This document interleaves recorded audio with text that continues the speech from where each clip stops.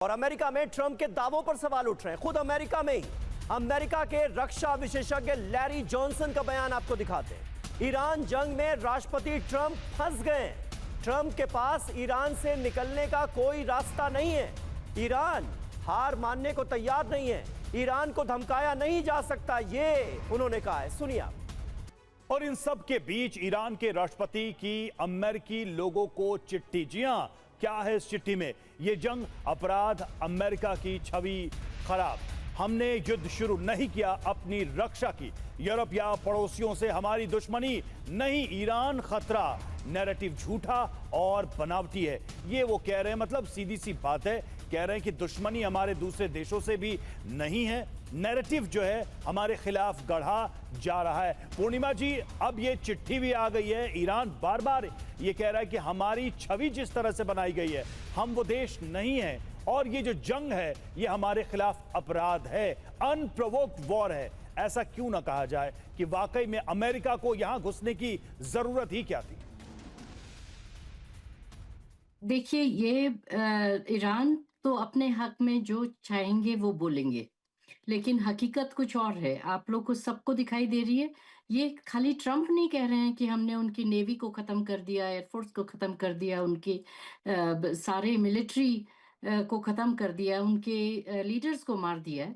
तो वो सच में हुआ है वो बात। नहीं मैम, वो अलग बात है। एक वैलिड सवाल है कि अमेरिका इस जंग में क्यों है। Why America is into this war? क्यों है ये जंग, क्यों उतरा इस जंग? हाँ, बिकॉज वो एक ग्लोबल थ्रेट बन गए थे ईरान। इस वजह से अमेरिका ने स्ट्रेंथ दिखाई, और वो स्ट्रेंथ को वो एक ग्लोबल सिक्योरिटी आर्किटेक्चर के हिसाब से वो काम कर रहे हैं। ये थ्रेट जो है, ये नहीं है कि न्यूक्लियर बॉम्ब हो और उसको वो यूज कर लें और उसके बाद हम कहें कि अरे हमने सोचा नहीं था ऐसा होगा। कई बार प्रिवेंशन के लिए की जाती है कई चीज, उसमें बहुत स्ट्रेंथ पूर्णिमा जी, आप कह रही है ग्लोबल थ्रेट बन गया, काफी खर्चा अमेरिका का भी परमाणु हो रहा है। हथियार वो बना ना ले, परमाणु बम वो बना ना ले, इसलिए जंग की शुरुआत कर दी गई और ईरान पर हमला कर दिया गया। मतलब पाकिस्तान के पास परमाणु बम है, अमेरिका को उस पर कोई ऐतराज नहीं है, क्योंकि पाकिस्तान अमेरिका की नजर में बहुत जिम्मेदार मुल्क है, शांति प्रिय मुल्क है। लेकिन ईरान बना ना ले, इसलिए उसके ऊपर जंग थोपी जा रही है। इमाम हैदर जैदी साहब, बहुत देर से आप कुछ कहना चाह रहे हैं, बताइए क्या कहेंगे? वो कह रहे हैं मकसद में कामयाब तो हुए हैं बहुत हद तक, ईरान का इतना नुकसान कर दिया। देखिए, ईरान का जंग में तो नुकसान होता ही है। वो नुकसान को नुकसान नहीं है, नुकसान पॉलिसी को देखे ना, कौन भाग रहा है, कौन यूटर्न ले रहा है। दूसरे, जब ईरान का सुप्रीम लीडर बार बार ये बात कह चुके थे, हजारों बार उन्होंने कहा है कि ईरान न्यूक्लियर नहीं बनाएगा, और एजेंसीज भी आई, जो अमेरिकन एजेंसीज थी, उन्होंने कहा न्यूक्लियर नहीं बनाएगा। पहली बात है, जो ये मैडम फरमा रही हैं कि ग्लोबल थ्रेट है, ग्लोबल थ्रेट तो इसराइल था, अभी ग्लोबल थ्रेट तो अमेरिका है।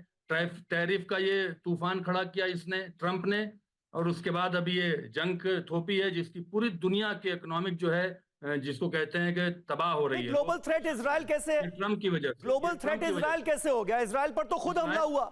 अक्टूबर 2023 में हमास का हमला तो खुद इजराइल पर हुआ। इसराइल तो मुल्क ही नहीं है, इसराइल तो मुल्क ये आप कह रहे हैं ना, ये आपकी सोच है। ठीक है, तो समीर, बात यही आ गई कि इसराइल को अटल बिहारी वाजपेयी जी ने ये कहा कि अरब को जमीन इसराइल को वापस करनी पड़ेगी। हमारे बिल्कुल कहा, बिल्कुल, पूरी दुनिया ने इसराइल को बाइकाट किया। लेकिन जैदी साहब, सारी लड़ाई की जड़ में यही है कि आप एक दूसरे का एग्जिस्टेंस मानने से इनकार कर दें। ट्रंप ने आज यही कहा, मनीष, ट्रंप ने आज यही कहा, डेथ टू अमेरिका जो बोलेगा उसे अमेरिका कैसे छोड़ दे, डेथ टू इजराइल जिसे बोला जाएगा उसे इजराइल कैसे छोड़ दे। तो दुश्मनी का खुलेआम ऐलान ईरान ने जब पहले से ही कर रखा है, तो यह लड़ाई तो अपने आप में जायज है।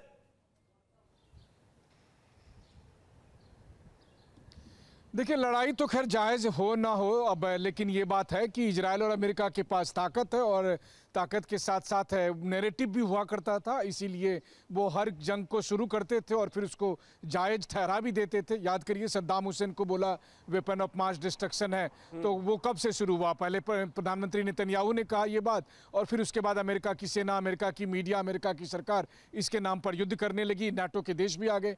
फिर इजराइल के ही पड़ोस में एक मुल्क है सीरिया, सीरिया में राष्ट्रपति असद थे, तो उनको लेकर प्रधानमंत्री नेतन्याहू ने कहा कि इनके पास केमिकल वेपन है, और उसके बाद फिर अमेरिका ने वो कह के जंग शुरू कर दिया। अभी क्या हुआ है, असद साहब को हटा के रूस भेज दिया गया, उनकी जगह पर जो लाया गया है वो ISIS के आतंकी थे, लेकिन अब उनके साथ ट्रंप बैठकर डिनर करते हैं, बड़े आराम से डिनर करते हैं। गद्दाफी के लिए कहा गया कि महिलाओं के साथ अय्याशी करते हैं, आज देखिए लीबिया की हालत क्या हो गई है। तो ये सब कुछ तो है ही, लेकिन जायज़ नाजायज़ से बड़ी बात यह है कि दोनों पक्ष के अपने अपने ग्रीवांसेस हैं। होने को तो ईरान भी मुस्लिम राष्ट्र नहीं था। अगर ईरान के हजारों साल का इतिहास देख लीजिए तो ऐसा नहीं है कि शुरू से वो मुस्लिम राष्ट्र था। अमेरिका का जो नेचर रहा है इतने सालों से, आज इतिहास का भी जिक्र किया, और इतिहास को अगर हम टटोल कर देखते हैं तो वो तमाम घटनाएं, वो तमाम युद्ध जो अलग अलग देशों पर थोपे गए, जिसकी वजह से मिडिल ईस्ट बर्बाद हुआ, उसका जिक्र भी जरूर आता है, जिसका आपने जिक्र बखूबी किया भी।